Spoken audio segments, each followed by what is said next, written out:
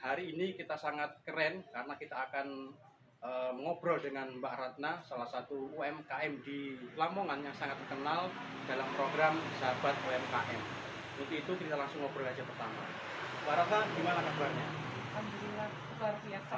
Gimana perkembangan usaha UMKM sampai dengan saat ini, Mbak? Oke, alhamdulillah luar biasa kok perkembangannya, kita bisa sampai punya beberapa mitra.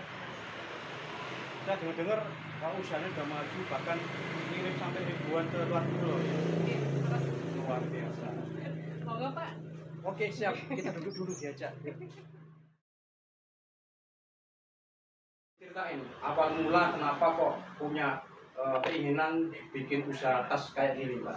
Ya, awalnya karena dulu ibu saya seorang penyair dan banyak kain perca yang tersisa nganggur gitu. Jadi bagaimana caranya supaya kain itu nggak nganggur dan bisa menjadi uang gitu.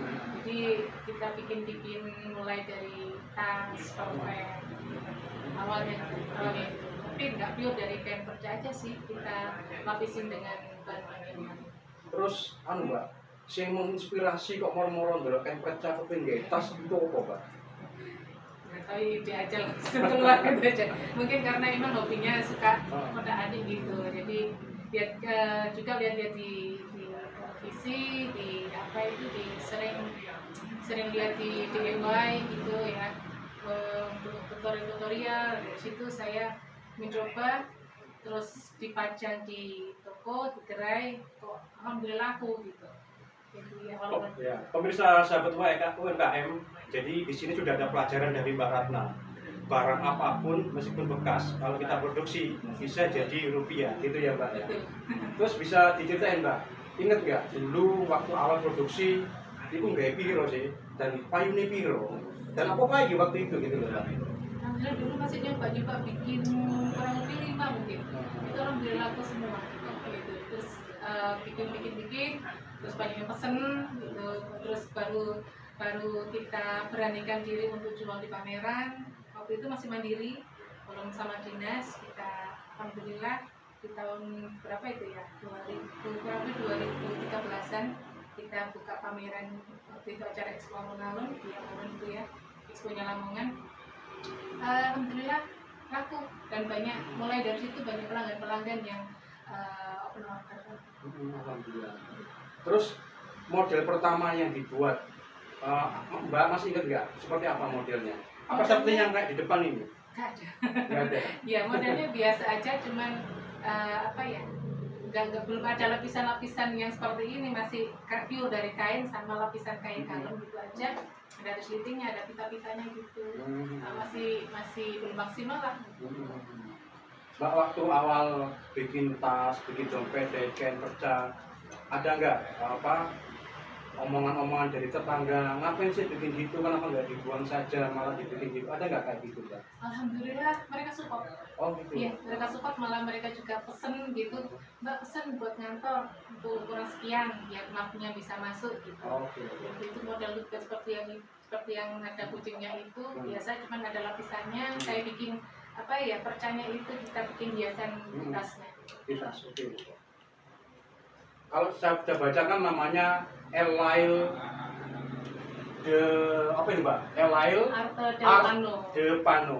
Bisa diceritakan arti dari nama itu Mbak? Ya, Elaine sendiri itu gabungan dari dua anak saya Pak. Yang satunya Lani Naufal Sultani, yang satunya Ahmad Lail Maulana. Jadi L awalnya sih double L, cuman kita waktu cari-cari di DJK untuk merek sudah banyak double L. Jadi kita bikin yang Elaine itu pun ide dari teman-teman sesama crafter. Gitu. Itu sejak tahun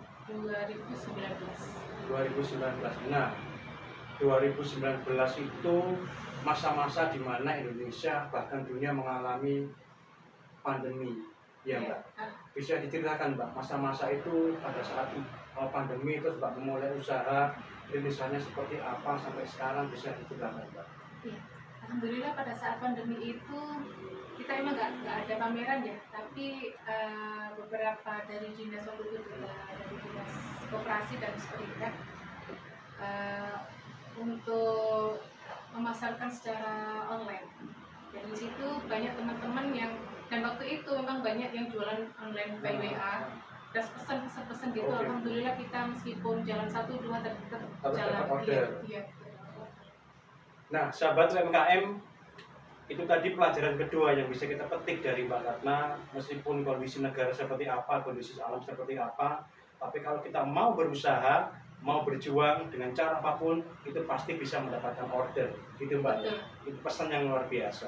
Tepuk tangan dong buat Mbak Ratna. Oke Mbak. Terus usaha ini kan berjalan pada saat yang bisa dibilang lagi sakit ya dunia ya. Terus pada saat pandemi bisa diceritakan Mbak, apakah ada order terus berhenti atau bagaimana? Ya, tetap kita jalan dapat order meskipun cuma beberapa biji aja. Terus ada juga yang sisa-sisa masih ada produksi itu kita jual by WA waktu itu, di by WA sama di Instagram. Tapi di Instagram nggak nyantol gitu. Oh, oke. Ya tapi malah justru mereka belinya offline. Offline. Ada yang emang dari beberapa temen yang ada di satu grup WA gitu, kita kan mesti share-nya lewat grup WA, Oke. di story gitu. Itu alhamdulillah nyantol gitu. Oke. Mereka baca langsung order gitu Iya. ya. Mbak, tantangan sebagai pelaku UMKM dalam hal ini tas handmade kayak gini, itu tantangan yang paling sangat dirasakan Mbak Ratna sebagai UMKM di Lamongan apa Mbak?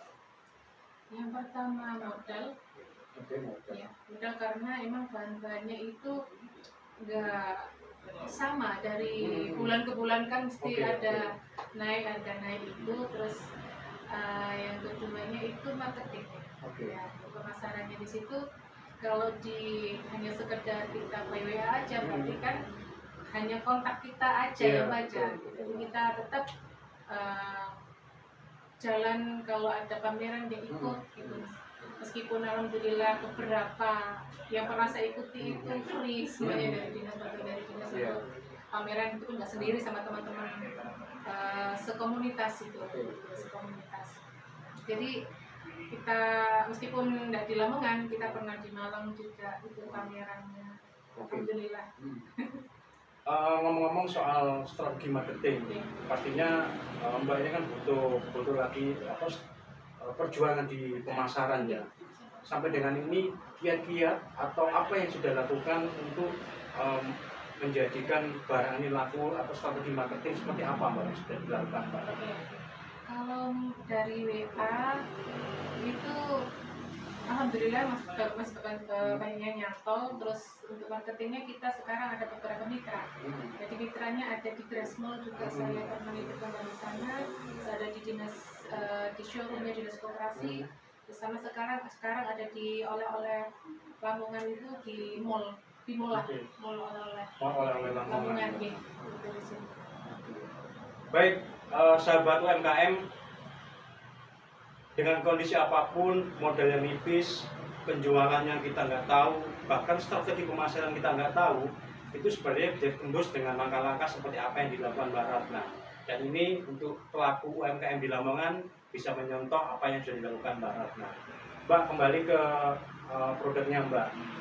Satu hal yang selalu dihadapi UMKM, yaitu pada saat penjualan lesu, penjualan nggak ada, ini apa yang dilakukan oleh Mbak Ratna supaya produk ini tetap laku dan menghasilkan pundi-pundi rupiah Mbak? Ya.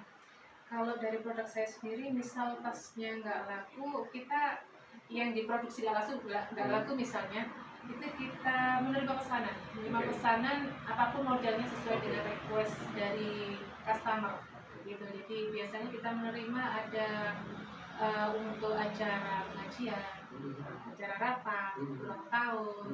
Kemarin alhamdulillah atas ada acara milad itu ya, salah satu organisasi itu kita ada 700 pieces tas ransel. 700? Iya.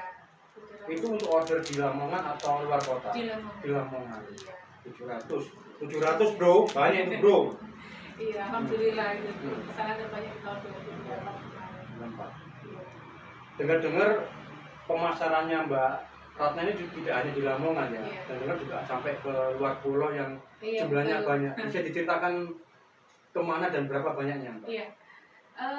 Awal pertama kali bikin itu ada ada pesanan dari Duri Riau. Riau. Iya, Riau itu. Ordernya berupa dompet kecil untuk gantungan kunci itu sebanyak kurang lebih 1.000 pieces. 1.000 pieces. Iya. Ini contohnya nggak ada di sini ya? Sebenarnya kayak ini cuma kecil gitu. Oke. Ini yang Ditunjukin aja biasa. Mbak ke pemirsa. seperti ini, cuman ukurannya kecil gitu. Jadi itu ada 1.000, ada gantungan kuncinya buat biasanya buat uang. STM, Iya. uang receh gitu. Iya. Terus Mbak, ini kan ada banyak produk di depan nih Iya. Mbak. Bisa tolong diceritakan yang ini dari bahan apa, harganya berapa, terus yang ini juga. Oke. Monggo Mbak, yang mana dulu?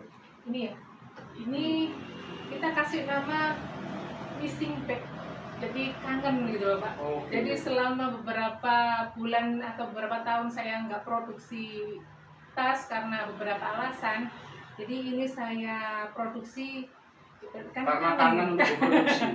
Ya, jadi kita kasih missing bag gitu ya. Ini berbahan dasar dari kain kanvas. Kain kanvas ini sebenarnya ada 3 warna Pak, merah, kuning, sama hitam. Oke. Tapi kuning laku duluan Jadi ini. yang merah ini ya, pemirsa ini yang merah dari kanvas. Iya. Missing bag. Ya, dibuat karena kangen. Ya, ya. Ini kurang lebih harganya 85.000. 85.000. Ini bisa kirim kemana saja ya. Bisa. Terus yang ini Mbak? Oh iya, sama ini. Ini yang sama ya? Iya, sama. Oh, sama. Yang ini ya. Yang ini ya. Yang ini? Yang ini berapa itu ya? 75.000 Yang ini harganya. 75.000. Bahan dasarnya dari denim polyester, ini agak plastik ini ya. Apa itu? Belakangnya ini plastik. Oke. Sini kombinasi dengan kanvas. Apa? Terus yang ini Mbak? Yang ini tote bag. Bahan dasarnya dari bukan cikatun, apa ini? Kanvas juga Dan kanvas sih. juga. Kanvas belaju.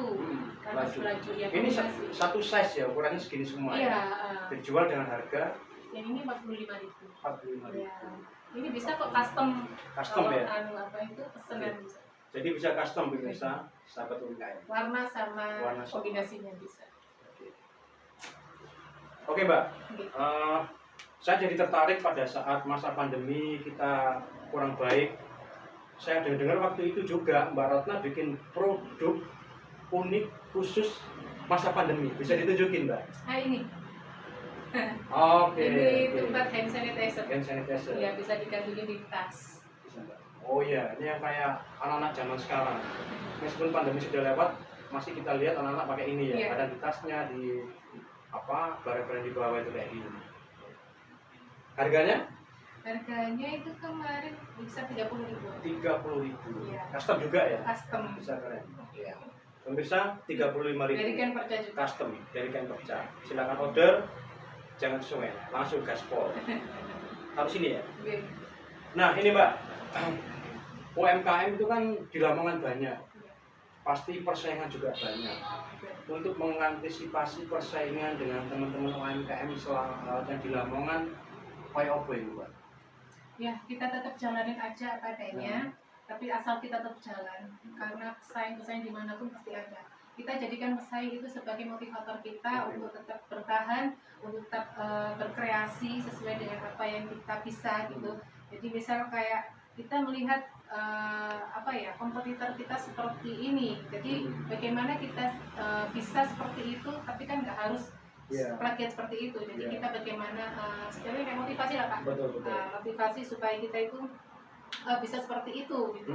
Itu aja sih. Kita giatnya biar tetap bertahan sampai sekarang. Jadi jadikan kompetitor adalah semangat, pesaing adalah pelajaran untuk kita lebih maju gitu ya Mbak. Iya, betul. Oh, iya. Semangat Mbak Ratna. Semangat. Baik, sahabat UMKM, kita akan melanjutkan dengan Mbak Ratna yang pasti ini akan lebih menarik. Satu pertanyaan terakhir yang akan saya tanyakan ke beliau, dan ini akan menjadi pelajaran bagi kita semua. Mbak, bisa disampaikan ke seluruh pemirsa Kabar Satu Podcast Open Your Eyes sahabat UMKM. Apa sih yang sangat diinginkan Mbak sebagai pelaku UMKM di Lamongan? Iya, sebagai pelaku UMKM di Lamongan, saya hanya berharap bahwasanya UMKM di Lamongan banyak sekali, dan kita inginkan UMKM itu lebih maju, dan yang kita inginkan juga mereka para UMKM juga berjuang dari nol, dari titik nol ya sampai sekarang mereka juga masih ingin bangkit meskipun dengan bantuan, baik bantuan dari dinas maupun dari swadaya gitu, menginginkan bahwasanya mereka itu kepingin up, artinya mereka itu ingin produknya itu dikenal luas gitu. Jadi secara istilahnya apa ya Pak ya, kayak jalur tindakan gitu. Itu pesan dari teman-teman semuanya. Jadi ada perhatian khusus lah Pak gitu mereka. Jadi sahabat UMKM, intinya adalah mari kita direken gitu ya Mbak. Baik pemirsa Kabar Satu Podcast Open Your Eyes, sahabat UMKM, syukur alhamdulillah perbincangan kita hari ini sangat menarik, dan nanti akan kita lanjutkan dengan bintang tamu dari para pelaku UMKM di Lamongan yang pastinya akan lebih keren di tempat-tempat yang berbeda. Baik pemirsa, demikian podcast kita hari ini dengan para UMKM, dan sampai ketemu di edisi berikutnya. Salam podcast Open Your Eyes, sahabat UMKM.